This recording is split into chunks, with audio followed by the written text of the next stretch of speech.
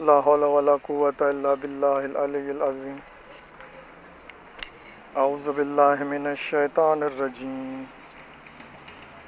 بسم الله الرحمن الرحيم. الحمد لله رب العالمين،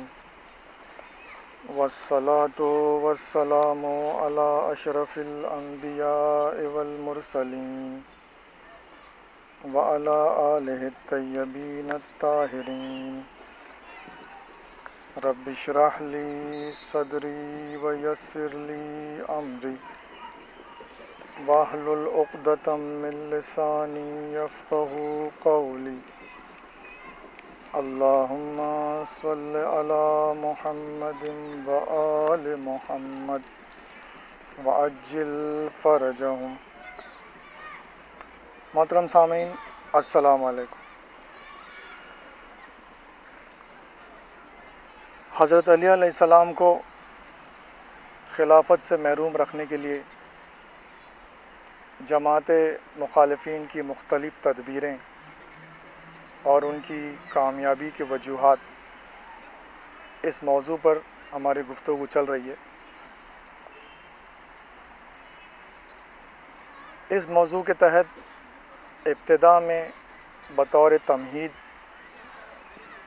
ہم سامعین کی خدمت میں 5 مختلف موقعوں پر حضرت عمر اور جناب عبداللہ ابن عباس کے درمیان میں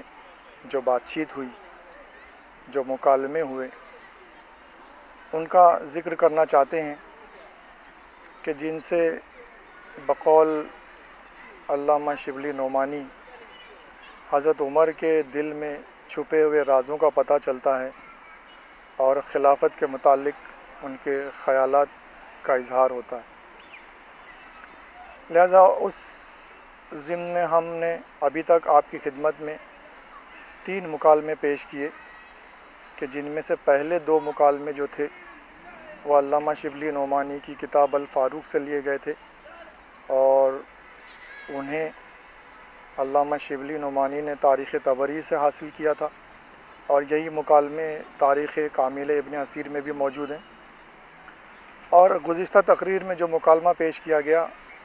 وہ علامہ ابن ابی الحدید معتزلی کی کتاب شرح نہج البلاغہ سے پیش کیا گیا، اور اب جو باقی 2 مکالمے ہیں وہ بھی علامہ ابن ابی الحدید معتزلی کی کتاب شرح نہج البلاغہ سے پیش کیے جائیں گے کہ جو 4 صدی ہجری کے عالم اہل سنت والجماعت میں سے ہیں اور کافی معتبر اور مستند مانے جاتے ہیں. لہذا سامعین کرام، آئیے اب سلسلہ بیان کو آگے بڑھایا جائے اور دوسرا مکالمہ کہ جو علامہ ابن ابی الحدید معتزلی کی کتاب سے پیش کیا جا رہا ہے، اور دراصل جو مکالمے آلریڈی پیش کیے جا چکے ہیں ان کی سیریز میں یہ 4تھا مکالمہ ہوگا. تو اس مکالمے میں بھی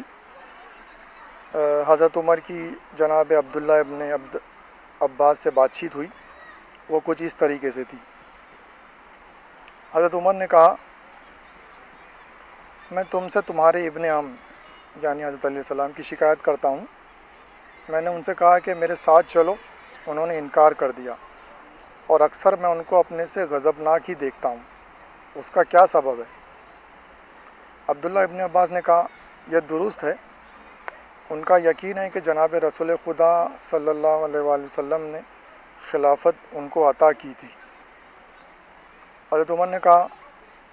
اے ابن عباس، یہ تو درست ہے کہ جناب رسول خدا کا یہی ارادہ تھا کہ خلافت علی کو ملے، لیکن جناب رسول خدا کے چاہنے سے کیا ہوتا ہے؟ جب خدا نے نہ چاہا کہ خلافت علی کو ملے، خدا نے اس کے خلاف چاہا اور خدا کی مراد جاری ہو گئی اور رسول خدا کی خواہش پوری نہ ہوئی. دیکھو، رسول خدا نے بہت چاہا کہ ان کا چچا ایمان لائے، لیکن وہ ایمان نہ لایا کیونکہ خدا نے نہ چاہا کہ وہ ایمان لائے. رسول خدا نے تو یہ بھی چاہا تھا کہ مرض موت میں خلافت کی وصیت علی کے نام کر دیں، لیکن میں نے فتنہ و امر اسلام کی پراگندگی کے خوف سے روک دیا. رسول اللہ بھی میرے دل کی بات کو سمجھ گئے اور رک گئے اور اللہ نے جو مقدر کیا تھا وہی ہوا۔ اس مکالمے کو علامہ ابن ابی الحدید معتزلی نے اپنی کتاب شرح نہج البلاغہ کے 3rd والیوم کے پیج نمبر 114 پر درج کیا ہے۔ سامعین کرام، ہم دیکھ رہے ہیں کہ اس مکالمے کا بھی انداز گزشتہ مکالموں کی طرح ہے، مگر یہاں پر ابتدا میں ایک اہم بات ثابت ہو رہی ہے، جیسا کہ حضرت عمر نے کہا جناب عبداللہ ابن عباس سے کہ میں تم سے حضرت علیہ السلام کی شکایت کرتا ہوں، کیونکہ میں نے ان سے کہا میرے ساتھ چلو تو انہوں نے انکار کر دیا، اور اکثر میں ان کو اپنے سے غضبناک ہی دیکھتا ہوں، اس کا کیا سبب ہے؟ تو یہ جو سوال حضرت عمر نے کیا، اس سے یہ بات پتہ چل رہی ہے کہ انہوں نے حضرت علیہ السلام کو ساتھ چلنے کے لیے کہا، آپ نے انکار کر دیا، اور اکثر میں ان کو اپنے سے غضبناک ہی دیکھتا ہوں۔ اس سے یہ بات ثابت ہو رہی ہے کہ حضرت علیہ السلام اکثر حضرت عمر سے غضبناک ہی رہا کرتے تھے، اور جب کبھی پرسنل لیول پہ دوستی اور مروت اور رواداری اور میل جول کا معاملہ ہوا کرتا تھا، اور کہیں ساتھ میں آنے جانے کی بات ہوا کرتی تھی، تو حضرت علیہ السلام صاف انکار کر دیا کرتے تھے، اور ان کے رویے سے حضرت عمر کو یہ بات محسوس ہوتی تھی، اور وہ یہ بات سمجھتے تھے کہ حضرت علیہ السلام سے غضبناک ہیں، اور جس کا اعتراف انہوں نے اس جملے میں کیا ہے کہ اکثر میں ان کو اپنے سے غضبناک ہی دیکھتا ہوں۔ لہٰذا اب حضرت عمر کے اس جملے اور اس اعتراف سے یہ بات اچھی طریقے سے ثابت ہو جا رہی ہے کہ وہ جو عوام الناس میں مولوی حضرات اکثر لوگوں کو گمراہ کرنے کے لیے جو غلط پروپیگنڈا کرتے ہیں، اور یہ خلاف حقیقت بات جو لوگوں کو سمجھانے کی کوشش کرتے ہیں کہ حضرت علیہ السلام اور خلفائے ثلاثہ کے تعلقات بہت اچھے تھے، اور حضرت علیہ السلام مدد کیا کرتے تھے اور ان کے ساتھ میں مل جل کے رہا کرتے تھے، اور ان کی آپس میں کوئی دشمنی نہیں تھی، اور کوئی دو مخالف محاذ نہیں قائم کیے گئے تھے ان کے درمیان میں، تو یہ تمام باتیں دراصل غلط ہیں، اور یہ غلط پروپیگنڈا ہے، اور یہ خلاف حقیقت بات ہے۔ جیسا کہ ہم نے پہلے بھی بتایا کہ حضرت علیہ السلام ان تینوں خلفائے ثلاثہ کی مدد صرف اسی وقت کیا کرتے تھے جب اسلام کی حقانیت اور اسلام کی صداقت پر آنچ آنے کا موقع ہوا کرتا تھا، اور جب اسلام کے مسائل بیان کرنے اور اسلام کی تشریح و توضیح کرنے کے جہاں موقع آتے تھے، اور مقدموں کے فیصلے کرنے کے جہاں موقع آتے تھے، کہ جو ایک نائب رسول کی ذمہ داری ہے اور ایک خلیفہ رسول کی ذمہ داری ہے، خواہ ظاہری طور پر حکومت الہیہ کی حاکمیت اسے نہ بھی ملی ہو، لیکن اس کی موجودگی میں جب اسلام کا معاملہ ہو، اسلام کی صداقت اور حقانیت کو واضح کرنے کا معاملہ ہو، اور اسلام کی حفاظت کا معاملہ ہو، تو اس موقع پر جو حقیقی اور اصلی جانشین رسول تھا، اس نے ہمیشہ سے ان حکام کی، ان خلفاء کی مدد کی کہ جو بظاہر حکومت الہیہ کے حاکم اور خلافت کی مسند پر بیٹھے ہوئے تھے۔ لہذا اس وجہ سے اس دور کے لوگوں نے بھی اور بعد کے لوگوں نے بھی یہ بات مشہور کر دی کہ حضرت علیہ السلام اور ان کے درمیان تعلقات بہت اچھے تھے، اور حضرت علیہ السلام ان کی مدد کیا کرتے تھے وغیرہ وغیرہ۔ مگر جیسا کہ ہم دیکھ رہے ہیں اس عبارت کے اس جملے سے، جس میں حضرت عمر نے باقاعدہ اعتراف کیا اور باقاعدہ شکایت کی ہے جناب عبداللہ ابن عباس کہ وہ میں ان کو اپنے سے اکثر غضبناک ہی پاتا ہوں، تو اس سے یہ حقیقت بالکل اچھی طریقے سے ثابت ہو جا رہی ہے کہ دراصل حضرت علیہ السلام اور ان خلفائے ثلاثہ کے درمیان میں اس قسم کے تعلقات نہیں تھے کہ جیسا لوگوں کے درمیان میں مشہور کیا جاتا ہے اور بتایا جاتا ہے، اور وہ حضرت علیہ السلام جو مدد کیا کرتے تھے وہ صرف اسلام کی خاطر، کیونکہ آپ اسلام کے اور آن حضرت صلی اللہ علیہ وسلم کے حقیقی نائب اور جانشین تھے، اور اسلام کے محافظ تھے، اور اسلام کی حفاظت اور اسلام کی تشریح و توضیح اور اس کی حقانیت اور صداقت کو واضح کرنا یہ حضرت علیہ السلام کی ذمہ داریوں میں سے تھا، خواہ بظاہر اس اسلام کی بنیاد پر جو حکومت الہیہ قائم ہوئی تھی اس کی حاکمیت آپ کے پاس نہ بھی ہو، لیکن آپ حقیقی اور اصلی جانشین اور نائب رسول ہونے کی حیثیت سے آپ ان خلفائے ثلاثہ کی ان موقعوں پر مدد کیا کرتے تھے کہ جہاں پر دراصل اسلام کی مدد کرنے کا موقع ہوا کرتا تھا۔ تو یہ ایک اہم حقیقت ہے کہ جو اس پہلے جملے سے ثابت ہو رہی ہے۔ اب اس کے جواب میں جناب عبداللہ ابن عباس کہتے ہیں کہ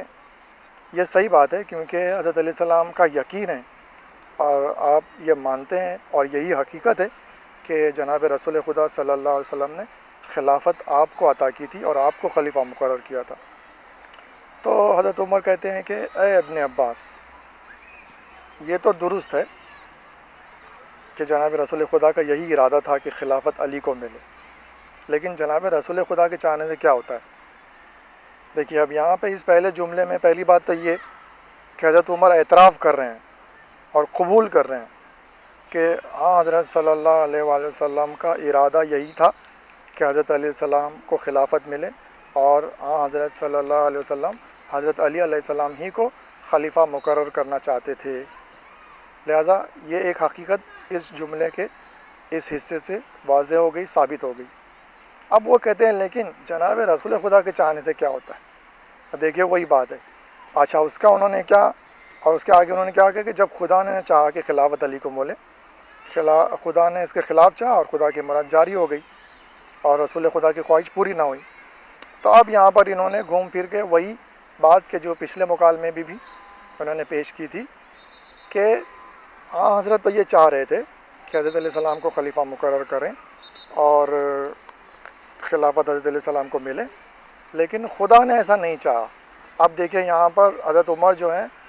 ہاں حضرت کی خواہش اور خدا کی خواہش دونوں کو الگ الگ کر رہے ہیں، اور اس کی وجہ پریکٹیکلی چونکہ ان لوگوں نے حضرت علیہ السلام کو خلافت سے محروم کر دیا اور خلافت حضرت علیہ السلام کو نہ ملی، اور ان کی کوششوں کے ذریعے سقیفہ بنی ساعدہ میں حضرت ابو بکر خلیفہ منعقد ہوئے، اور بعد میں پھر حضرت ابو بکر نے حضرت عمر کو خلیفہ منعقد کیا وصیت کے ذریعے۔ تو اب جب یہ تمام ادوار گزر گئے، یہ زمانہ گزر گیا، یہ واقعہ عمل میں آ چکا اور ماضی میں اس کا وقوع ہو چکا، تو اب وہ یہ کہتے ہیں چونکہ ایسا ہو گیا تو اس سے یہ بات ثابت ہو رہی ہے کہ خدا کی مرضی یہی تھی اور خدا نہیں چاہ رہا تھا کہ حضرت علیہ السلام خلیفہ ہوں، لہذا اسی لیے حضرت علیہ السلام خلیفہ نہ مانے گئے اور نہ قبول کیے گئے، اور ان کی جگہ پر دوسرے افراد نے خلافت کو حاصل کر لیا۔ تو اب دیکھیے یہاں پر حضرت عمر کے جملے سے وہی عقیدہ جبر جس کا ذکر ہم نے گزشتہ تقریر میں کیا ثابت ہو رہا ہے، اور گزشتہ تقریر میں بھی دوسرے الفاظوں میں انہوں نے یہی حقیقت ثابت کرنے کی کوشش کی کہ جب ایک کام ہو چکا اور یہ واقعہ انجام پا چکا کہ حضرت علیہ السلام خلیفہ قبول نہیں کیے گئے اور مانے نہیں گئے، تو اس سے یہ بات ثابت ہوتی ہے کہ خدا کی یہی مرضی تھی۔ یعنی اب اس بنیاد پر، اس عقیدے کی بنیاد پر دنیا میں جو کچھ ہوتا ہے اور جو کچھ ہوا ماضی میں، دراصل اس کا مطلب یہ ہے کہ وہ خدا کی مرضی سے ہوا، خدا کی خواہش اور مرضی یہی تھی کہ وہ ہو۔ لہٰذا اب ابتدائی کائنات سے آج تک جتنی خدا کی نافرمانیاں کی گئیں، جتنی خدا کی معصیتیں کی گئیں، جتنے گناہ کا ارتکاب کیا گیا، دراصل معاذ اللہ وہ بھی خدا کی مرضی سے ہی ہوئے، اور اس میں خدا کی مرضی شامل تھی، اور اسی لیے وہ وقوع پذیر ہوئے، اسی لیے وہ انہیں انجام دیا گیا۔ تو یہ انتہائی عجیب سا اور انتہائی قابل اعتراض اور مذاق خیز عقیدہ ہے کہ جسے ثابت کرنے کی حضرت عمر کوشش کر رہے ہیں، اور اس کی بنیاد ہی انہوں نے ڈالی۔ بہرحال اب اس میں یہاں پر بات یہ آتی ہے کہ انہوں نے خدا کی مرضی اور آن حضرت کی مرضی کو الگ الگ کر دیا، جبکہ ہم دیکھتے ہیں کہ ہمارے پاس قرآن مجید ایک ایسا معیار ہے کہ جس میں حق اور باطل کا امتیاز کرنا اور حق کیا ہے باطل کیا ہے اس کے فرق کو سمجھنے کا معیار قرآن ہے۔ لہذا جو چیز قرآن سے ثابت ہو وہی حق ہے، اور جو قرآن کے مخالف نظر آئے وہ دراصل باطل ہے۔ تو اب اس مسئلے میں کہ خدا اور رسول کی مرضی کیا الگ الگ تھی، اسے اگر جب ہم اس کی تحقیق کرتے ہیں تو قرآن میں ہم سب سے پہلی بات تو سورہ دہر کی یہ آیت پاتے ہیں کہ جس میں خداوند متعال صاف لفظوں میں ارشاد فرما رہا ہے وما تشاؤون الا ان یشاء اللہ، کہ اے میرے حبیب تم تو کچھ چیز کوئی شے چاہتے ہی نہیں، تم کوئی خواہش ہی نہیں کرتے، تم کچھ چاہتے ہی نہیں جب تک کہ اللہ نہ چاہے۔ اب قرآن مجید کی سورہ دہر کی اس آیت میں بالکل صاف لفظوں میں جو حقیقت بیان کی گئی ہے وہ حقیقت یہ ہے کہ وما تشاؤون الا ان یشاء اللہ، کہ اے میرے حبیب تم کچھ نہیں چاہتے، تم کچھ چاہتے ہی نہیں جب تک کہ اللہ نہ چاہے۔ یعنی اس آیت سے یہ بات ثابت ہو رہی ہے کہ اللہ اور رسول کی چاہت، خواہش، مرضی ایک ہے، سیم ہے، جو کہ حضرت عمر کے اس عقیدے اور اس جملے اور اس بیان کرنے کے مخالف ہے۔ اور دوسرا ثبوت خود قرآن مجید میں اور ہے۔ خداوند متعال ارشاد فرما رہا ہے وما ینطق عن الہویٰ ان ہوا الا وحی یوحیٰ، کہ اے میرے حبیب، اور میرا حبیب تو وہ ہے کہ جو اپنی مرضی سے ایون کوئی بات تک نہیں کرتا، کوئی کلام نہیں کرتا، کچھ کہتا ہی نہیں اپنی مرضی سے، جب تک کہ اس پر وحی نہ کی جائے، جب تک کہ اسے حکم نہ دیا جائے۔ تو ان دو قرآنی آیتوں سے یہ بات ثابت ہو رہی ہے کہ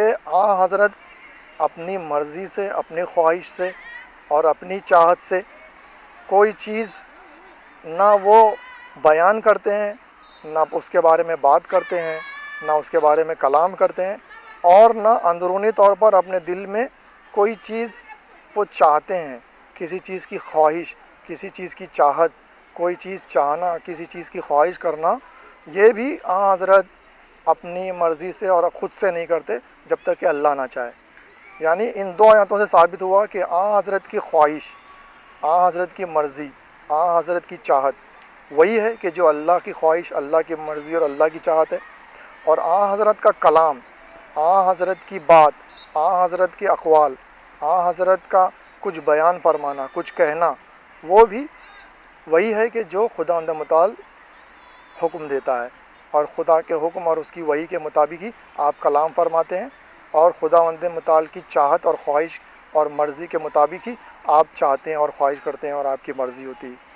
تو ان دو قرآن آیتوں سے یہ بات ثابت ہوئی کہ خدا اور رسول کی خواہش، مرضی اور چاہت الگ نہیں ہے، اور خدا اور رسول کا کلام اور بات اور حکم دینا وہ بھی الگ نہیں ہے، بلکہ سیم ہے۔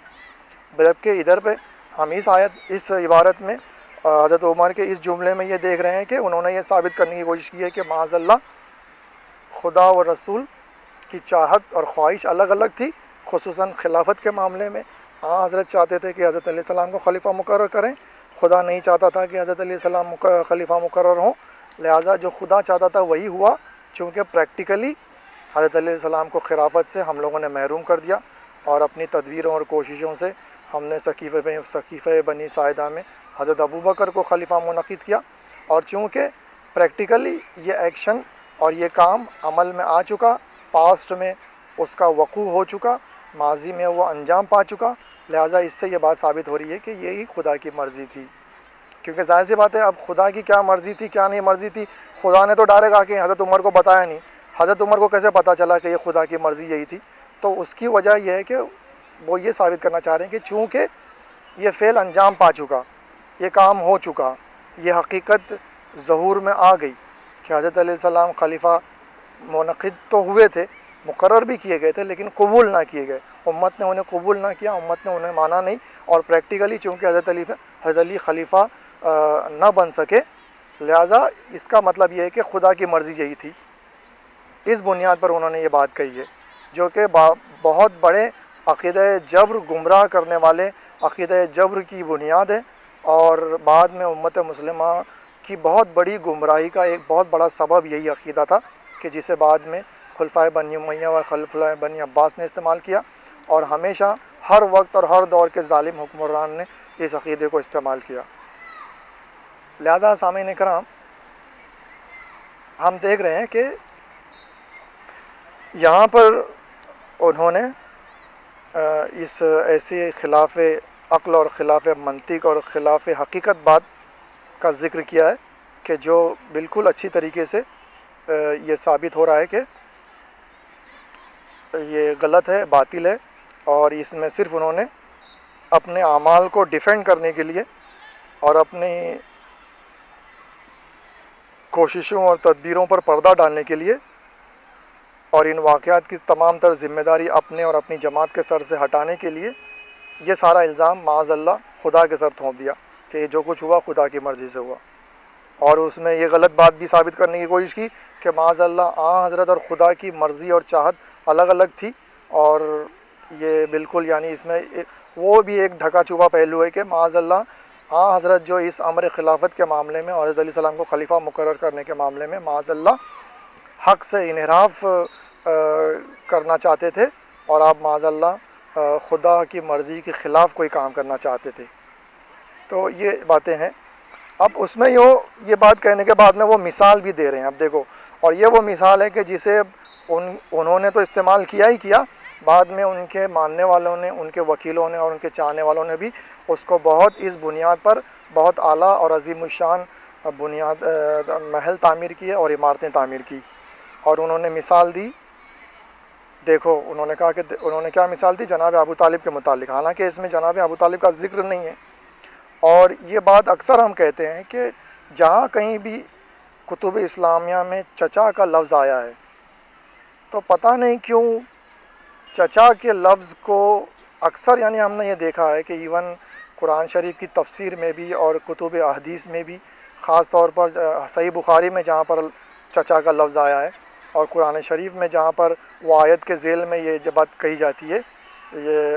انک لا تہدی من احببت ولکن اللہ یہدی من یشاء، کہ اے میرے حبیب جسے تم ہدایت کرنا چاہو تم اس کی ہدایت نہیں کر سکتے جب تک کہ اللہ نہ چاہے. تو یہ جو آیت کے ذیل میں اور صحیح بخاری میں جو جناب ابو طالب کے متعلق لفظ چچا جو روایتوں اور حدیثوں میں اکثر آیا ہے، اور یہاں پر بھی دیکھیے صرف لفظ چچا ہے، حالانکہ جناب ابو طالب کے نام کی وضاحت اور صراحت اور ذکر نہیں ہے، صرف لفظ چچا ہے. تو سب سے پہلی بات تو ہم یہ کہیں گے کہ ان تمام عبارتوں اور روایتوں اور حدیثوں اور ان تمام تفسیری عبارتوں میں کہ جہاں پہ صرف چچا کا لفظ استعمال کیا گیا ہے اور جناب ابو طالب علیہ السلام کا نام اس میں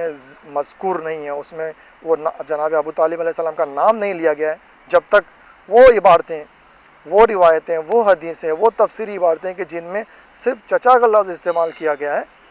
تو میرا سوال امت اسلامیہ سے یہ ہے کہ وہ چچا ڈائریکٹ آپ کیوں جناب ابو طالب سے منسوب کر دیتے ہو اس چچا کے لفظ کو،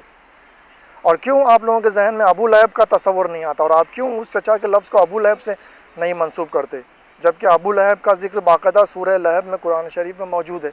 ابو لہب بھی آن حضرت کا چچا تھا، جناب ابو طالب بھی آن حضرت کے چچا تھے. تو کیوں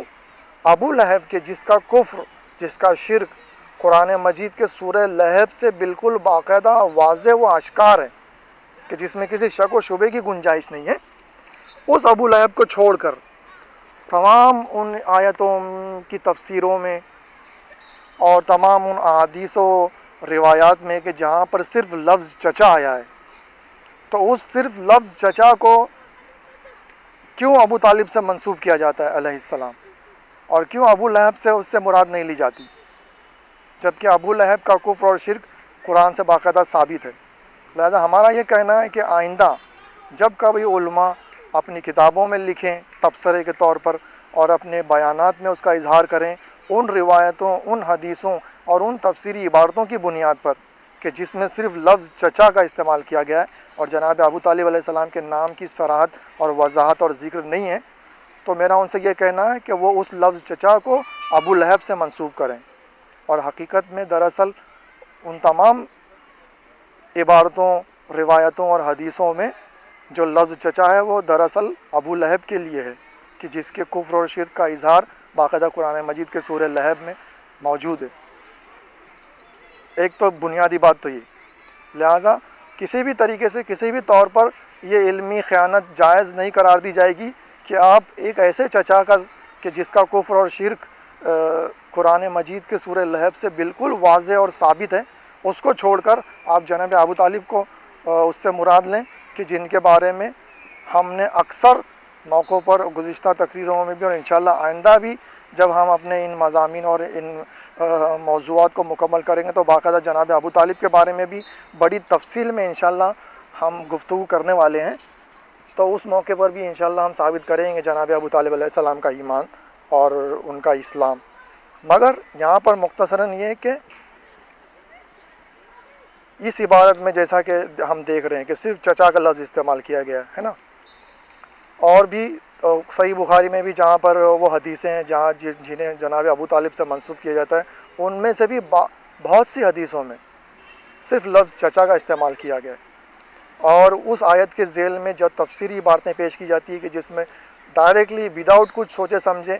بس ڈائریکٹ جناب ابو طالب سے مراد لی جاتی ہے، تو ان تفسیری عبارتوں میں بھی بہت سی عبارتوں میں صرف چچا کا لفظ استعمال کیا گیا.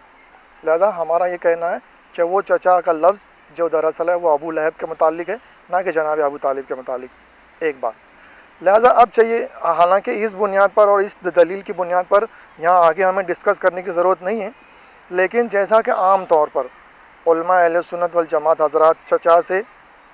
جناب ابو طالب علیہ السلام ہی کو مراد لیتے ہیں، تو یہاں پر اس بنیاد پر ہم دیکھتے ہیں کہ یہاں پر حضرت عمر نے باقاعدہ وہ مثال دی ہے اور کہا ہے کہ اپنی اس بات کو ثابت کرنے کے لیے کہ خلافت، جیسا کہ انہوں نے تھوڑی دیر پہلے اس کا ذکر کیا کہ خلافت جو تھی وہ خدا کی مرضی نہیں تھی کہ حضرت علیہ السلام کو ملے، حضرت کی مرضی تھی کہ حضرت علیہ السلام کو ملے، اور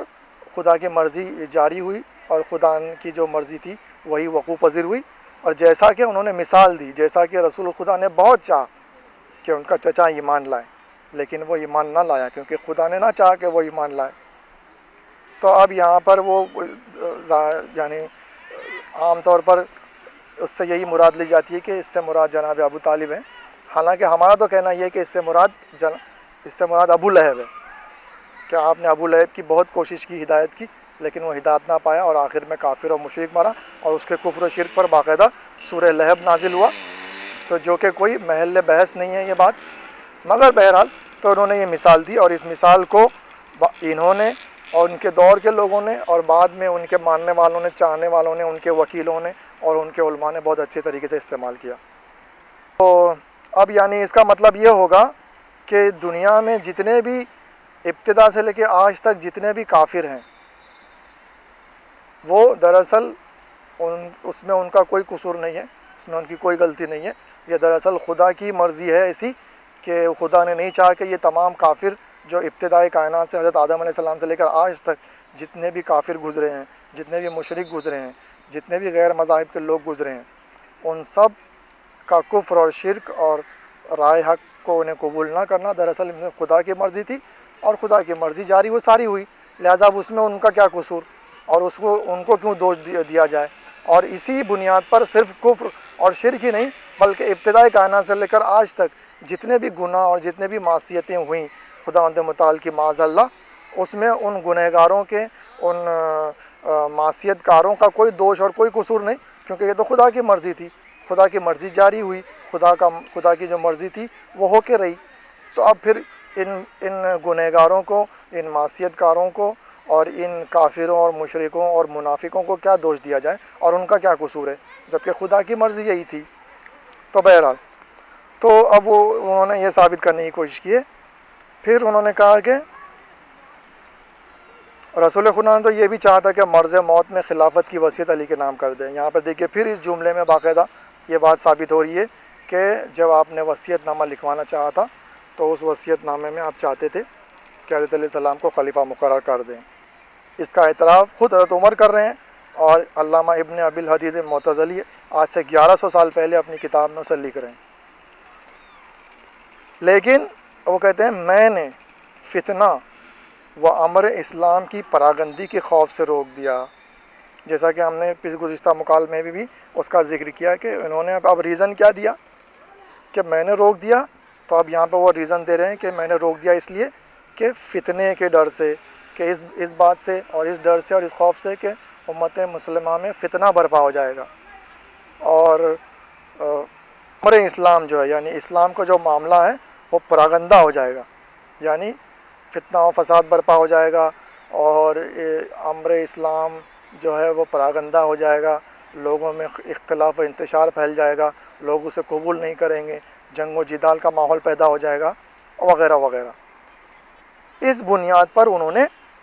حضرت کو وصیت کرنے سے روک دیا، حضرت علیہ السلام کو خلیفہ بنانے سے روک دیا، اور رسول اللہ بھی میرے دل کی بات کو سمجھ گئے اور رک گئے، اور اللہ نے جو مقدر کیا تھا وہی ہوا۔ تو یہ تو وہی بات ہے کہ جو گزشتہ مکالمے میں ہم پیش کر چکے ہیں کہ معاذ اللہ اس سے یہ بات ثابت ہو رہی ہے کہ رسول اللہ صلی اللہ علیہ وسلم کو یہ بات معلوم نہیں تھی، آپ کو اس بات کا احساس نہیں تھا، آپ کی معاذ اللہ عقل اور سوجھ بوجھ اس درجے تک نہیں پہنچی ہوئی تھی کہ جس درجے تک حضرت عمر کی پہنچی ہوئی تھی، اور آپ کو اس حقیقت کا بالکل علم نہ تھا کہ اگر آپ یعنی ان کے کہنے کے مطابق حضرت ایک ایسی غلطی کرنے جا رہے تھے کہ اگر وہ معاذ اللہ وہ غلطی کر جاتے تو پھر اسلام کا معاملہ گڑبڑ میں آ جاتا، فتنہ و فساد پھیل جاتا، لوگ اسے قبول نہ کرتے، جنگ و جدال کا ماحول پیدا ہو جاتا وغیرہ وغیرہ۔ یعنی اس موقع پر معاذ اللہ حضرت کی عقل جو تھی وہ حضرت عمر کی عقل سے مات کھا گئی، اور معاذ اللہ حضرت عمر کی سوجھ بوجھ اور دور اندیشی اور ان کی سمجھ جو تھی وہ معاذ اللہ حضرت سے بڑھ کر ثابت ہوئی، اور وہ بات کہ جسے حضرت کو جس کا احساس تک نہیں تھا، اور جو حضرت معاذ اللہ جسے جانتے تک نہیں تھے، اور معاذ اللہ حضرت ایک غلطی کرنے جا رہے تھے، اور اس غلطی سے آپ حضرت عمر نے ان کو روک دیا۔ تو یہاں پر معاذ اللہ حضرت کی سخت تحقیر و توہین ثابت ہو رہی ہے حضرت عمر کے اس جملے سے، اور جو کہ انہوں کا خاص طرز عمل تھا کہ وہ ظاہر بظاہر بھی اور کھلے لفظوں میں بھی اور بعد میں بھی انہوں نے مختلف طریقوں سے حضرت کی تحقیر و توہین کرنے کی کوشش کی۔ اب یعنی یہ تو اب اس کو ڈیٹیل میں ایکسپلین کرنے کی ضرورت نہیں ہے، گزشتہ مکالمے میں ہم بہت اچھی طریقے سے ایکسپلین کر چکے ہیں، اور پھر ہمارا وہی کہنا کہ بھائی اگر یہی ریزن تھا تو یہ ریزن آپ نے اس موقع پر کیوں نہیں پیش کیا، اور یہ سبب اور یہ وجہ حضرت کو اس موقع پر کیوں نہیں بتائی کہ جس موقع پر حضرت وصیت کرنا چاہتے تھے۔ اس واقعہ کرتاس میں اس موقع پر تو آپ نے ان اسباب و وجوہات کا ذکر تک نہیں کیا، اور کہیں سے کوئی ضعیف ترین روایت میں بھی ان اسباب و وجوہات کا ذکر اس واقعے کے موقع پر نہیں ملے گا، اور اس موقع پر تو آپ نے معاذ اللہ حضرت کو بکواس کر رہے ہیں، بڑبڑ کر رہے ہیں، ہذیان بک رہے ہیں وغیرہ کہہ کر تو توہین اور تحقیر تو کر دی، اور یہ بھی کہہ دیا کہ ہمارے لیے اللہ کی کتاب کافی ہے بس، اور ان چیزوں کا ذکر اس موقع پر تو نہیں کیا بہرحال۔ اور پھر یہ تمام یہ لاسٹ کا جو سیکشن ہے یہ بالکل وہ گزشتہ مکالمے کا میں جو ہم ڈیٹیل سے تفصیل سے گفتگو کر چکے ہیں اسی کا ریپیٹیشن ہے، لہٰذا ہم اسے ریپیٹ نہیں کریں گے۔ اور پھر وہ یہ کہتے ہیں کہ اللہ نے جو مقدر کیا تھا وہی ہوا، یعنی حضرت علیہ السلام جو خلیفہ نہیں بنے تو یہ تقدیر کی بات تھی، اللہ کی مقدر کی ہوئی چیزوں میں سے اس کا شمار ہوتا ہے، اور اللہ نے جو چاہا وہی ہوا، لہٰذا اس بنیاد پر آج تک ابتدائی کائنات سے لے کر آج تک حضرت آدم علیہ السلام سے لے کر آج تک جتنا بھی کفر و شرک اور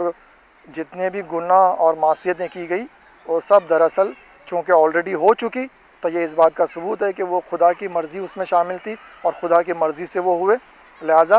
ان کافروں، مشرکوں، گنہگاروں اور معصیت کاروں کا اس میں کوئی دوش نہیں، اور لہٰذا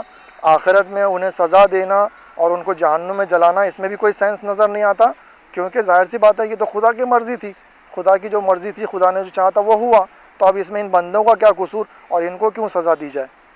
تو بہرحال تو یہ تمام معاملہ اور یہ تمام چیزیں اور یہ عقیدہ جبر جو ہے یہ بہت سی ایسی گمراہی اور ایسی تاریکی اور اندھیرے میں انسان کو بھٹکنے کے پر مجبور کر دیتا ہے کہ جس سے نکلنا ناممکن ہے، اور پھر تمام شریعت اور تمام جزا و سزا اور تمام احکام و فرائض یہ تمام چیزیں بالکل اس کی حیثیت اور اس کی وقت ختم ہو جاتی ہے، اور آخرت میں سزا و جزا کا تصور، جنت و جہنم کا تصور بھی ختم ہو جاتا ہے، کیونکہ جب ظاہر سی بات ہے کہ ہر چیز خدا کی مرضی سے ہوئی ہے اور خدا نے چاہا اس لیے ہوئی ہے، تو پھر خدا کو کیا حق ہے کہ وہ ان گنہگاروں کو، ان معصیت کاروں کو، ان کافروں اور مشرکوں اور منافقوں کو ان باتوں کی سزا دے کہ جو ان کے اختیار میں نہیں تھی، جو ان کی مرضی سے نہیں ہوئی، جو ان کے کنٹرول میں نہیں تھا، جس کا اختیار ان کے پاس نہیں تھا، یہ تو خود خدا نے چاہا تھا، لہٰذا وہ ہوئی، تو لہٰذا اب ان کو سزا دینے کا کیا سینس ہے اور کون سی منطق ہے۔ بہرحال تو اب یہ چوتھا مکالمہ ختم ہوا، اور آئیے اب پانچواں اور آخری مکالمہ کہ جو علامہ ابن ابل ہماری سیریز کا پانچواں مکالمہ ہے، اور علامہ ابن ابی الحدید معتزلی کی کتاب شرح نہج البلاغہ کا تیسرا مکالمہ۔ اس مکالمے میں حضرت عمر کہتے ہیں، اے ابن عباس، میرا خیال ہے کہ تمہارے ابن یعنی حضرت علیہ السلام پر ظلم ہوا۔ عبداللہ ابن عباس نے کہا، اے امیر المومنین، مناسب معلوم ہوتا ہے کہ آپ ان کو وہ شے واپس کر دیں جو ظلم کے ساتھ ان سے چھینی گئی ہے۔ حضرت عمر نے کہا کہ اے ابن عباس، میرا خیال ہے کہ تمہاری قوم نے تمہارے صاحب یعنی حضرت علیہ السلام کو کم سن سمجھا اور اس وجہ سے انہیں خلیفہ نہ بننے دیا۔ ابن عباس نے کہا، قسم بخدا، خدا اور اس کے رسول نے تو علی کو کمسن نہ سمجھا جب انہیں مقرر کیا کہ تمہارے صاحب یعنی ابو بکر سے سورہ برات لے کر مکہ والوں تک پہنچا دیں۔ حضرت عمر نے یہ جواب سن کر، اب یہ عبارت کے جملہ ہے کہ حضرت عمر نے یہ جواب سن کر مجھ سے منہ موڑ لیا اور دوسری طرف خاموش چلے گئے، میں بھی واپس آ گیا۔ یعنی یہ جناب عبداللہ ابن عباس کہہ رہے ہیں کہ ظاہر سی بات ہے کہ یہ روایت جناب عبداللہ ابن عباس سے روایت ہوگی، یہ لی گئی، تو اس میں جناب عبداللہ ابن عباس کہہ رہے ہیں کہ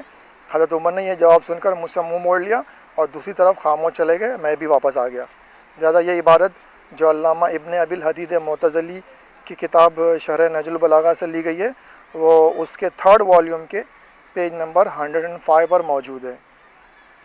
لہٰذا سامعین کرام، ہم دیکھ رہے ہیں کہ اس مکالمے میں کچھ ایک نئی بات ہے۔ پہلی بات تو یہ کہ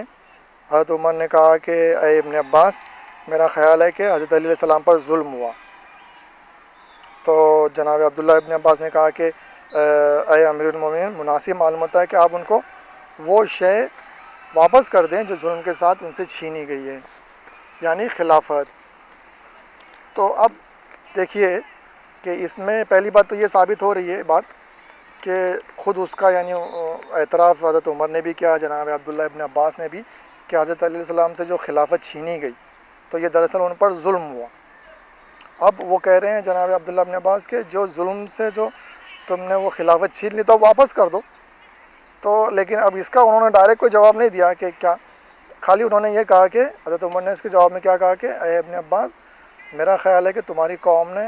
حضرت علیہ السلام کو کمسن سمجھا، اس وجہ سے انہیں خلیفہ نہ بننے دیا۔ اب دیکھیے اس مکالمے میں، اب وہ جیسا کہ ہم نے بتایا کہ یہ مکالمے ہمارے پیش کرنے کا مقصد صرف یہی تھا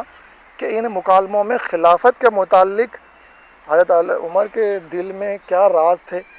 ان کا اظہار ہوتا ہے، اور کیا انہوں نے ریزنز دیے، کیا وجوہات بیان کی، کیا اسباب بیان کیے کہ جس کی وجہ سے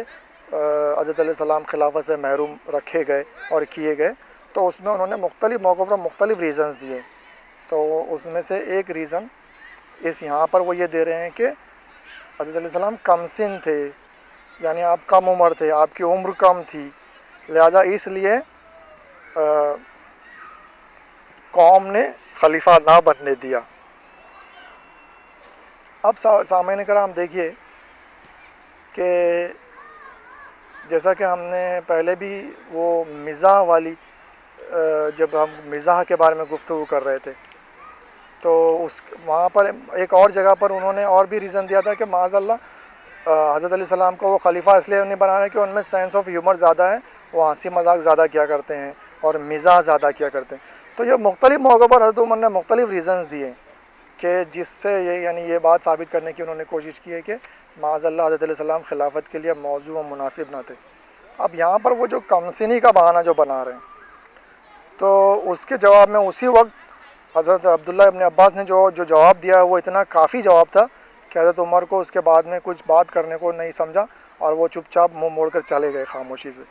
تو وہ اور یہ واقعاً بہت مدلل اور کافی اس دلیل میں اور اس جواب میں وزن تھا کہ جس کے آگے وہ کچھ نہ کہہ سکے۔ جناب عبداللہ ابن عباس نے کیا جواب دیا کہ خدا کی قسم، خدا اور رسول نے تو حضرت علیہ السلام کو کمسن نہیں سمجھا جب اس وقت جب انہیں مقرر کیا کہ تمہارے صاحب یعنی ابو بکر سے سورہ برات لے کر مکہ والوں تک پہنچا دیں۔ یعنی وہی یہ تبلیغی سورہ برات والا موضوع ہے، اور کہ جس کے بارے میں ہم ذکر کر چکے ہیں کہ وہ جو سورہ برات یعنی سورہ توبہ کی ابتدائی 10 آیات جب نازل ہوئیں اور وہ سارا واقعہ ہے کہ پہلے حضرت ابو بکر کو بھیجا گیا، پھر جبریل آئے، پھر انہوں نے کہا کہ یہ حکم اور یہ کام سوائے اس کے کہ جو تم میں سے ہو رجل منکا کے علاوہ اور کوئی نہیں کر سکتا۔ تو حضرت نے پھر حضرت علیہ السلام کو روانہ کیا اور کہا کہ وہ حکم اور وہ آیتیں مکہ میں جا کر حضرت علیہ السلام خود اس کی تبلیغ کریں۔ تو یہ جو پورا واقعہ ہے جس کا ذکر ہم تفصیل سے پہلے بھی کر چکے ہیں، تو انہوں نے اس واقعے کی طرف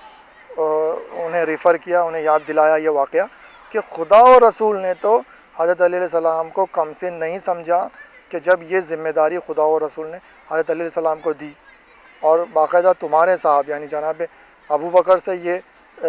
حکم اور یہ ذمہ داری واپس لے لی گئی، حالانکہ ابتدا میں انہیں دی گئی تھی۔ اور یہ ہم پہلے بھی اس کے بارے میں مختلف پہلوؤں سے گفتگو کر چکے ہیں، لہذا انہیں دہرانا مقصود نہیں ہے۔ مگر یہاں پر ایک اہم بات یہ کہ یہ جب بات چیت ہو رہی تھی حضرت عمر سے جناب ابن عباس کی، اور معاملہ تھا خلافت کا، اور اس خلافت کے معاملے اور موضوع پر گفتگو کرتے کرتے یہ دلیل جناب ابن عباس نے دی اور حضرت عمر بھی خاموش ہے گئے، تو یہ بات ثابت کر رہی ہے کہ جیسا کہ ہم نے پہلے بھی اس کو ثابت کرنے کی کوشش کی کہ یہ پورا واقعہ دراصل امت کو یہ بتانے کے لیے ہوا تھا کہ دیکھو میرے بعد میں یعنی حضرت صلی اللہ علیہ وسلم کی مرضی اور خواہش یہ تھی کہ اس واقعے کے ذریعے آپ تو حالانکہ سب کچھ جانتے تھے، اس کے باوجود آپ نے پہلے جناب ابو بکر کو مقرر کیا اور یہ ذمہ داری دی، پھر ان سے وہ ذمہ داری چھین لی اور حضرت علیہ السلام کو روانہ کیا۔ تو اس میں مصلحت یہی تھی کہ امت کو بتانا تھا کہ دیکھو جب ایک قرآن کے ایک سورہ کی 10 آیتوں کی تبلیغ کا حق میں اور میرا خدا ابو بکر کو نہیں دے رہا، تو تم لوگ میرے بعد میں کبھی بھی یہ کام نہ کرنا کہ سارے قرآن کی تبلیغ اور ترویج و تشریح و توضیح کا حق ان کو دے دو اور ان کو خلیفہ بنا لو۔ لہذا یہ دیکھیے یہاں پر بھی یہ بات ثابت ہو رہی ہے کہ اس واقعے میں دراصل خلافت کی طرف اشارہ تھا کہ جس کا اعتراف اور جس کا ثبوت باقاعدہ اس مکالمے میں ہو رہا ہے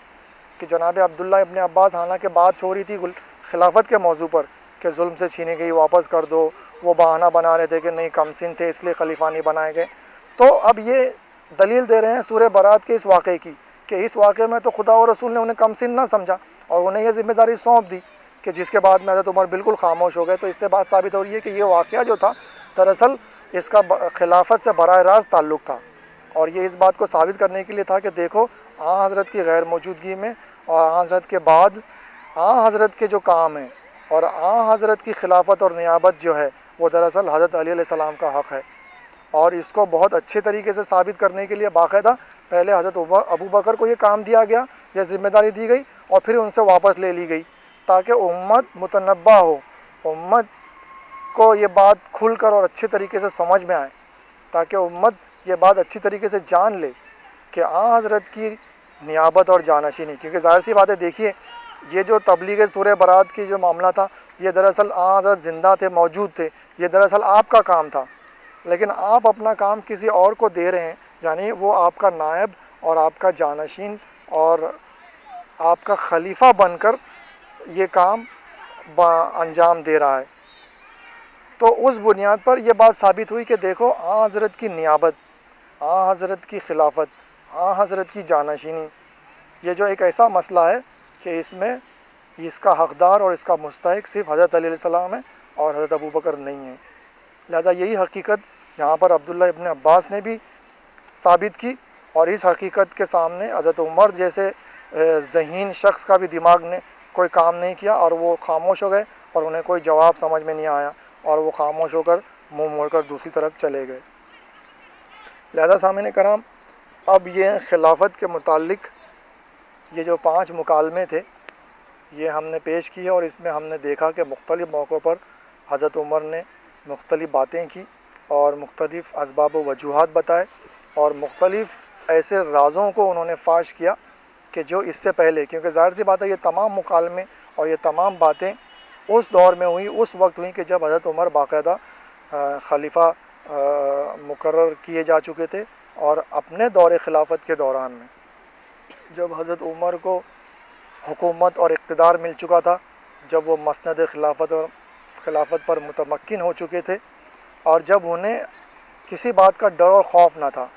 اور جو مقصد وہ حاصل کرنا چاہتے تھے وہ مقصد وہ حاصل کر چکے تھے، اور اب کسی بات کا ڈر اور خوف نہ تھا کہ یہ مقصد اور یہ چیز جو انہوں نے حاصل کیے ان سے چھن جائے، کیونکہ پھر انہوں نے وہ تدابیر اور وہ تجویزیں استعمال کی اور وہ تمام کام کیے کہ جس کی بنیاد پر حضرت علی علیہ السلام اور قبیلہ بنی ہاشم اور حضرت علیہ السلام کے ماننے والے اور ان کے ہم جماعت افراد جو انتہائی قلیل تعداد میں تھے، انہیں حضرت عمر نے اپنی تدبیروں اور کوششوں سے اس قدر کمزور اور ضعیف کر دیا تھا کہ وہ کسی بھی دور دور تک بھی انہیں اس بات کا ڈر اور خوف نہیں تھا کہ یہ حضرات پھر سے اٹھیں گے، قیام فرمائیں گے اور ان سے حاکمیت اور حکومت الہیہ کی حاکمیت اور خلافت چھین لیں گے۔ لہذا جب انہیں مکمل طور پر اپنی کامیابی کا احساس ہو گیا اور انہیں مکمل طور پر اپنی کامیابی مل گئی، تب انہوں نے وہ تمام راز، وہ تمام باتیں، وہ تمام چیزیں کہ جو دراصل خفیہ طور پر اور دلی دل میں رکھ کر اس مقصد کو حاصل کرنے کے لیے جو انہوں نے اقدامات کیے تھے، جو تدبیریں کی تھی، جو کوششیں کی تھیں، جو باتیں لوگوں کے درمیان میں مشہور کی تھیں، اس کا ذکر پھر وہ کھل کر اور بڑے آرام سے کرنے لگے۔ اور وہ تمام چیزیں کہ جو دراصل انہی جس کی ذمہ داری ان کے ہی سر پر جاتی ہے، ان کی جماعت کے سر پر ہی جاتی ہے، ان تمام چیزوں کو اور ان تمام باتوں کو انہوں نے کبھی قریش سے منسوب کیا، کبھی قوم عرب سے منسوب کیا، اور کبھی لوگوں سے اور کبھی عوام الناس سے ان جنرل منسوب کر کے وہ تمام باتیں بیان کی۔ اب سامعین کرام، ان جو مکالموں کو ہم نے پیش کیا تو ان مختلف موقعوں پر کی گئی بات چیت میں سے ایک بات چیت میں حضرت عمر نے یہ تو فرما دیا تھا کہ بنی ہاشم کے دلوں میں پرانے کینے اور رنج ہیں، جیسا کہ ہم نے اس وقت بھی بتایا تھا کہ ہم یہ بات انشاءاللہ ثابت کریں گے کہ اس سے انہیں کیا مراد ہے۔ تو لیکن انہوں نے اس موقع پر یہ نہیں فرمایا تھا کہ یہ رنج اور کینے کیوں ہیں، کس سے ہیں اور کب سے ہیں۔ بنی امیہ اور بنی ہاشم میں خاندانی عداوت تو مدت سے چلی آتی تھی، لیکن اس مکالمے میں بنی امیہ کی طرف اشارہ نہیں ہو سکتا، کیونکہ یہ کینے اور رنج تو ان کے خلاف تھے جنہوں نے بقول عبداللہ ابن عباس حسد اور ظلم کے ساتھ خاندان نبوت سے حکومت کو نکال لیا تھا۔ لہٰذا وہ جو مکالمہ ہے کہ جس میں حضرت عمر نے کہا کہ افسوس خاندان بنی ہاشم کے دل سے پرانے رنج اور کینے نہیں جائیں گے، تو ہم نے اس موقع پر جو کہا تھا کہ یہ دراصل اس کا اشارہ اس طرف ہے کہ جیسا کہ بتایا ہم نے کہ اس دور میں قبائلی اختلافات بہت ہوا کرتے تھے اور قبیلوں کی ایک دوسرے سے عداوت اور دشمنی بہت مشہور تھی اور اس کے رنج اور کینے ہمیشہ رہا کرتے تھے۔ تو اس موقع پر جو ہم نے یہ بات کہی تھی کہ حضرت عمر جن کا تعلق قبیلہ بنی عدی سے تھا، اور حضرت ابوبکر جن کا تعلق قبیلہ بنی تیم سے تھا، اور حضرت علی علیہ السلام اور حضرت صلی اللہ علیہ وسلم جن کا تعلق قبیلہ بنی ہاشم سے تھا، تو ان میں آپس میں دشمنی تھی اور اسی کی طرف ان کا اشارہ تھا۔ لہٰذا اس بات کو ثابت کرنے کے لیے اب ہم آپ کے سامنے ایک عبارت پیش کریں گے جو مختصر سی عبارت ہے لیکن ثابت کرنے کے لیے انتہائی مفید اور کارآمد ہے، اور یہ عبارت اس کے حوالے بھی ہم دیں گے کہ جسے معتبر اور مستند علماء اہل سنت والجماعت حضرات نے اپنی اپنی کتابوں میں لکھا ہے۔ تو عبارت کچھ اس طرح ہے: زمانہ جاہلیت میں بنی ہاشم اور بنی عدی اور بنی تیم کے درمیان دشمنی تھی، لیکن یہ قبیلے جب مسلمان ہو گئے تو آپس میں دوست بن گئے۔ یہ عبارت جو ہے اسے علامہ سیوطی نے اپنی تفسیر در منصور کے 4 والیوم کے پیج نمبر 101 پر، اور علامہ ابن حجر مکی نے اپنی کتاب سوائق محرقہ کے پیج نمبر 31 پر، اور شاہ ولی اللہ نے اپنی کتاب ازالۃ الخفا کے 1 والیوم کے پیج نمبر 210 پر درج کی ہے۔ لہذا سامعین کرام، اس عبارت سے یہ بات اچھی طریقے سے ثابت ہو گئی کہ زمانے جاہلیت یعنی اسلام سے پہلے اور قدیم زمانے میں، اسلام سے پہلے والے زمانے میں، یہ تینوں قبیلے ایک دوسرے کے دشمن تھے، کہ جس میں سے قبیلہ بنی عدی سے حضرت عمر تھے، قبیلہ بنی تیم سے حضرت ابوبکر تھے، اور قبیلہ بنی ہاشم سے حضرت علی علیہ السلام تھے اور حضرت صلی اللہ علیہ وسلم تھے۔ لہذا انہوں نے اس مکالمے میں اور اس بات چیت میں جو کہا کہ افسوس کہ بنی ہاشم کے دل سے پرانے رنج اور کینے نہیں جائیں گے، تو یہ دراصل ان کا اشارہ اسی طرف تھا کہ پرانے زمانے میں اور اسلام سے پہلے جو عداوت ہمارے قبیلوں کے درمیان میں چلی آ رہی تھی، تو اس کی بنیاد پر معاذ اللہ جناب عبداللہ ابن عباس اور حضرت علیہ السلام ایسا کر رہے ہیں۔ حالانکہ اس عبارت میں تو یہ بات بتائی گئی ہے کہ اسلام لانے کے بعد میں یہ تمام قبیلے آپس میں دوست بن گئے تھے، لیکن حضرت عمر کہتے ہیں کہ نہیں، یہ آپس میں دوست نہیں ہوئے۔ حضرت عمر کا خیال ہے کہ یہ کینے اور رنج بنی ہاشم کے دلوں میں باقی رہے، مگر واقعات خلافت حضرت عمر کی طرف کنکھیوں سے دیکھ کر کہتے ہیں تم الزام ان کو دیتے ہو، قصور اپنا نکل آیا۔ یعنی حالانکہ یہ الزام تو دے رہے ہیں جناب عبداللہ ابن عباس اور حضرت علی علیہ السلام کو، اور یہ معاذ اللہ یہ بات ثابت کرنے کی کوشش کر رہے ہیں کہ ان کے دلوں میں رنج اور کینے ہیں، لیکن حقیقت تو یہ ہے کہ یہ رنج اور کینے اور یہ بغض اور حسد اور یہ عداوت جو تھی دراصل انہی کے دلوں میں تھی، اور اسی بنیاد پر انہوں نے وہ مقام و منصب کہ جو خدا و رسول نے حضرت علیہ السلام کو دیا تھا، وہ حسد کی بنیاد پر اور بغض اور عداوت کی بنیاد پر انہوں نے ہی اور ان کی کوششوں سے ہی وہ چیز ان سے چھن گئی، اور انہوں نے وہ خلافت جو ہے حضرت علی علیہ السلام سے چھین کر اپنے لیے اسے حاصل کر لیا۔ بہرحال سامعین اکرام، تو یہ جیسا کہ ہم دیکھ رہے ہیں کہ یہ جو خلافت کے متعلق ہماری گفتگو چل رہی ہے، تو اس میں باقاعدہ ان مکالموں سے اور ان حقائق سے کہ جن کا ذکر ہم نے ابھی تک کیا، یہ بات ثابت ہوتی ہے کہ حضرت عمر کی تدبیریں اور کوششوں سے ہی یہ خلافت کا معاملہ اس طریقے پر نہ چل سکا کہ جس طریقے پر خدا و رسول چاہتے تھے، بلکہ حضرت عمر نے اپنے ساتھ میں ایک جماعت بنائی اور مختلف تدبیریں اور کوششیں آپ نے کی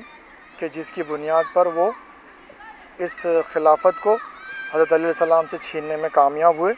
اور اسے اس طریقے پر چلایا کہ جس طریقے پر وہ چاہتے تھے۔ اب سامعین کرام، حضرت عمر کے مقصد سیاست بلکہ مقصد حیات میں ابھی بھی کوئی شک ہو تو ہم مزید ثبوت الولد سر لابی کے کلیے کی بنا پر پیش کرتے ہیں، جس کا عربی میں محاورے کا مطلب یہ ہے کہ جو بیٹا ہوتا ہے وہ اپنے باپ کے رازوں کا آئینہ دار ہوتا ہے، اور اس کے باپ کے جو راز ہیں وہ بیٹے کے اعمال اور افعال سے ثابت ہوتے ہیں، اور باپ کیسا تھا یہ بات بیٹے کے عمل اور کردار سے سمجھ میں آ جاتی ہے۔ لہذا اس بنیاد پر ہم دیکھتے ہیں کہ حضرت عمر کے دو نامی گرامی بیٹے تھے، ایک عبداللہ اور ایک عبید اللہ۔ جو عبید اللہ ابن عمر تھے، انہوں نے تو یقیناً اپنے والد ماجد کی پالیسی کے مطابق معاویہ کا ساتھ دیا اور حضرت علیہ السلام کے خلاف خوب لڑے، یہاں تک کہ جنگ صفین میں معاویہ کی طرف سے لڑتے ہوئے مارے گئے۔ لہذا یہ حقیقت علامہ ابن اسیر نے اپنی کتاب تاریخ کامل کے 3rd والیوم کے پیج 21 پر، اور علامہ طبری نے اپنی کتاب تاریخ طبری کے 5th والیوم کے پیج نمبر 17 پر درج کی ہے۔ یعنی حضرت عمر کے جو دو بیٹے تھے اس میں سے جناب ان کے جو دوسرے بیٹے عبید اللہ تھے، عبید اللہ ابن عمر جو تھے، وہ جنگ صفین کے موقع پر معاویہ کے لشکر میں تھے اور معاویہ کی طرف سے لڑتے ہوئے مارے گئے۔ تو اس سے یہ بات ثابت ہو رہی ہے کہ حضرت عمر بھی اگر اس موقع پر ہوتے تو وہ حضرت علیہ السلام کے بجائے معاویہ کے لشکر میں ہوتے، اور جیسا کہ ان کے بیٹے نے کام کیا وہی کام وہ بھی کرتے۔ اور ان کے جو دوسرے بیٹے ہیں عبداللہ ابن عمر، تو انہوں نے تو معاویہ کی طرح حضرت علیہ السلام کی بیعت کرنے سے انکار کر دیا، اور معاویہ اور ان کے بیٹے یزید کی بیعت خوشی سے کر لی۔ اور جب یزید نے کربلا کے میدان میں امام حسین علیہ السلام کو ان کے فرزندوں اور عزیز و اقارب اور اصحاب و انصار کے ساتھ میں شہید کر ڈالا، تو اور لوگوں نے اس ظلم کی وجہ سے یزید کی بیعت توڑنی چاہی، تو اس وقت عبداللہ ابن عمر کو بہت برا لگا اور اپنے اولاد اور عزیزوں کو جمع کر کے فرمایا کہ جو یزید کی بیعت توڑے گا تو میں اس کو آگ کر دوں گا اور اس سے قطع تعلق کر لوں گا۔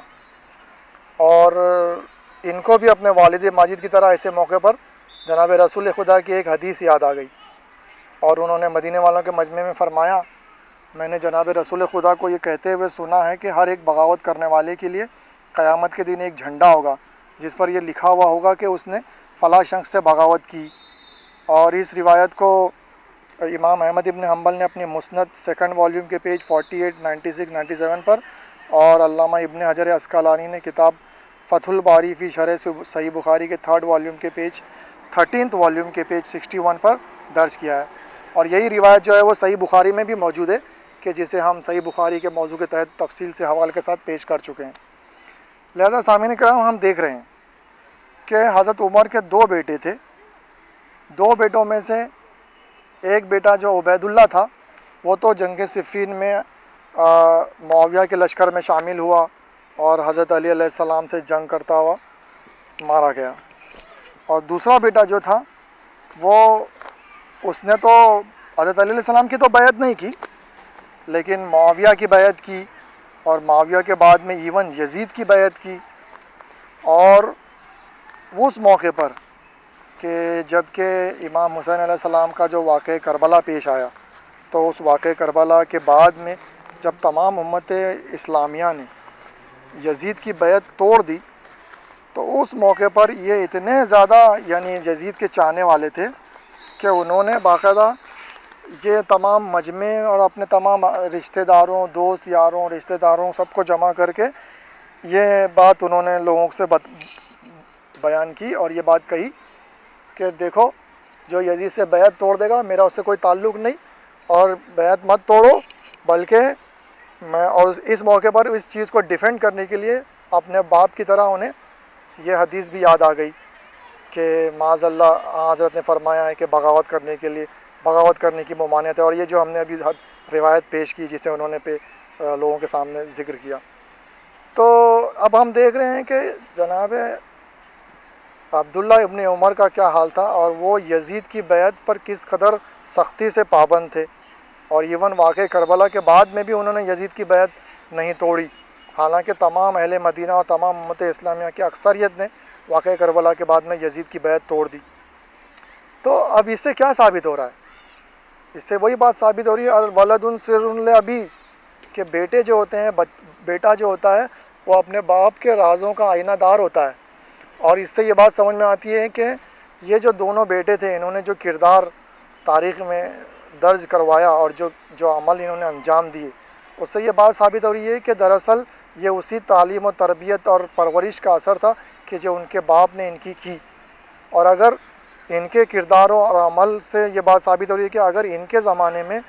ان کے والد بھی زندہ ہوتے تو وہی کرتے کہ جو انہوں نے کیا،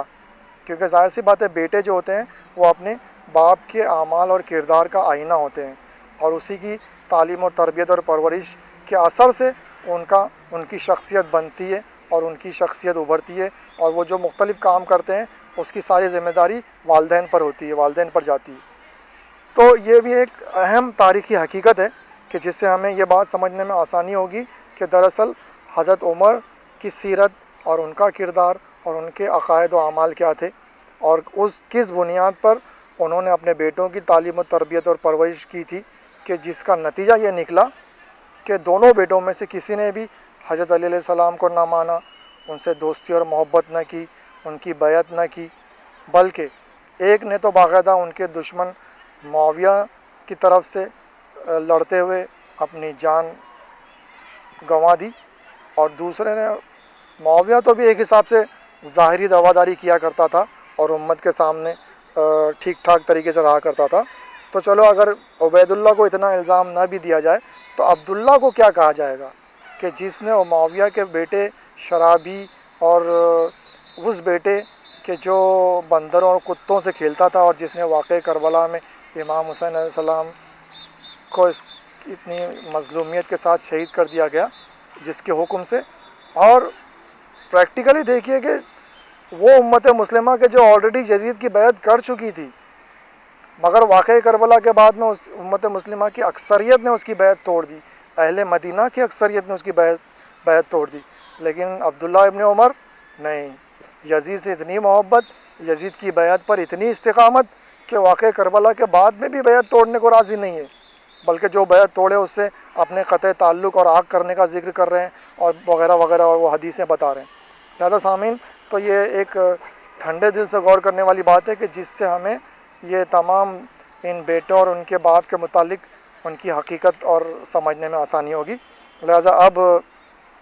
آج کی تقریر یہیں ختم کی جاتی ہے، انشاءاللہ آئندہ تقریر میں سلسلہ بیان کو آگے بڑھایا جائے گا. وما علینا الا البلاغ المبین، والحمد للہ رب العالمین،